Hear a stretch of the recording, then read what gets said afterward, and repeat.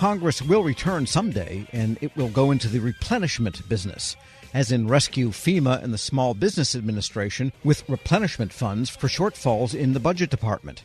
We get an update on this and other Hill matters from WTOP Capitol Hill correspondent Mitchell Miller. And Mitchell, give us the details on that replenishment business they're in. Well, this is going to be a big thing when Congress gets back, and a lot of people actually want Congress to come back early. There was a big push for getting people back this month, but of course everybody is campaigning. And House Speaker Mike Johnson just said that there was no way that they were going to get back before the election. Now, he points out that a lot of these estimates for damages and everything has to still be compiled over the next few weeks and months. And so he believes that there will be the money that is necessary to help all of these people in these damaged states from hurricanes Helene and Milton. Now, a lot of other lawmakers, particularly from those states, say this is really pressing and it needs to be done now. Nonetheless, when they get back, FEMA will clearly need more money because ultimately it is going to run out. While there are billions of dollars now in the pipeline, the FEMA director, Criswell, has indicated that ultimately is going to run out in the coming months just because there's been so much damage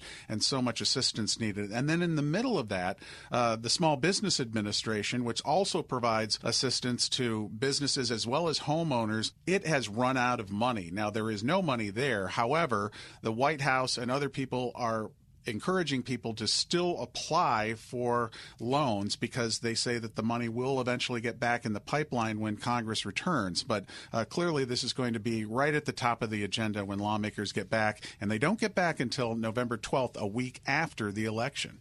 Golly, when you think of everything going on, that they're gone so long. Well, on the other hand, nothing terrible can happen, I guess, if they're not in town either. That's one way to look at it, yes. Beyond federal funds, this whole FEMA personnel business, any Hill reaction, there's been lots of political reaction in other quarters to this whole FEMA webpage rumor mill that's been going on. Right. This has been a big point of discussion among Democrats and Republicans as we go toward the election. And, of course, former President Trump has said a lot of things about FEMA funding, some of that just simply not true, essentially saying that money from FEMA was taken from the agency and given to migrants who are here illegally to help them settle in cities and communities across the country.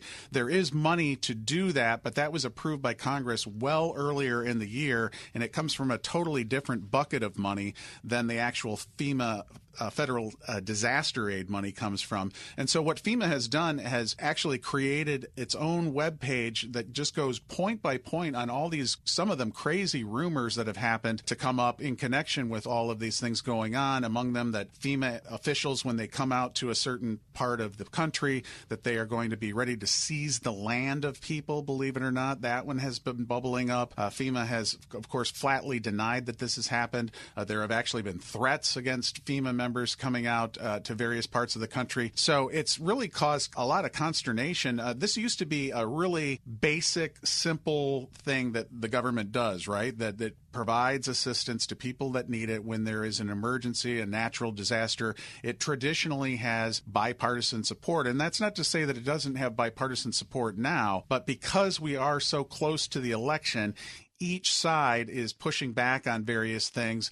There have been several Republican lawmakers who have also echoed these charges that former President Trump has made and basically have been trying to portray the federal response as a disaster, as the former president calls it, whereas FEMA has pushed back on that. Democrats and many Republicans actually in these states have also pushed back, saying they are getting the assistance they need. Well, I guess you have to pick your source of truth these days, which is kind of a sad commentary. Yes, it is. Mitchell Miller is the WTOP correspondent at Capitol Hill, and Hatch Act violations are popping up, maybe because of the intensity of this election, which I think probably is as strong as, 1860 or something. Right. I mean, this is something that we know comes up in every election, but some people, I know federal workers are very, very cognizant of it, and there's an effort really to make sure that people know that the Hatch Act is still enforced, and there was a federal worker who was recently suspended from their job in connection with putting out things on Facebook basically that were indicators of fundraisers coming up or events coming up for the candidate that they supported. They weren't necessarily really overtly partisan type of things, but of course doing this on government time,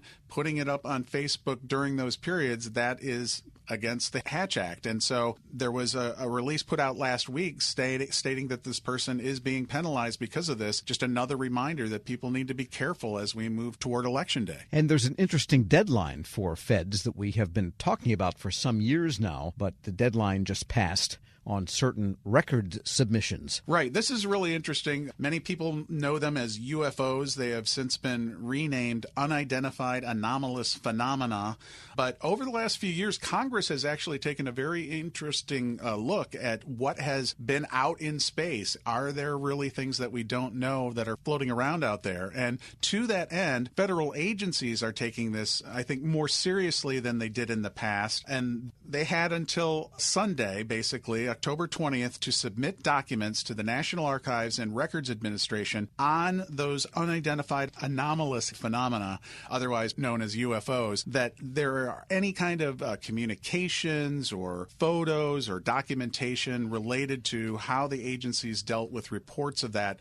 They have been asked to put all of this to the National Archives and Records Administration, and then they're going to actually catalog all of this and try to put it in an orderly fashion so that the public can actually see what is out there. What do we know is really out in space? It's a really fascinating part of what the government is doing right now. I can envision someone taking all those records, scanning them, and feeding them to ChatGPT to find out what's really going on. There you go. You never know what you're going to get from ChatGPT. Maybe ChatGPT knows more than we know about what is out there. No little green man. Mitchell Miller is Capitol Hill correspondent for WTOP. As always, thanks so much. You bet. And we'll post this interview at federalnewsnetwork.com/Federal Drive. Subscribe to the Federal Drive wherever you get your podcasts.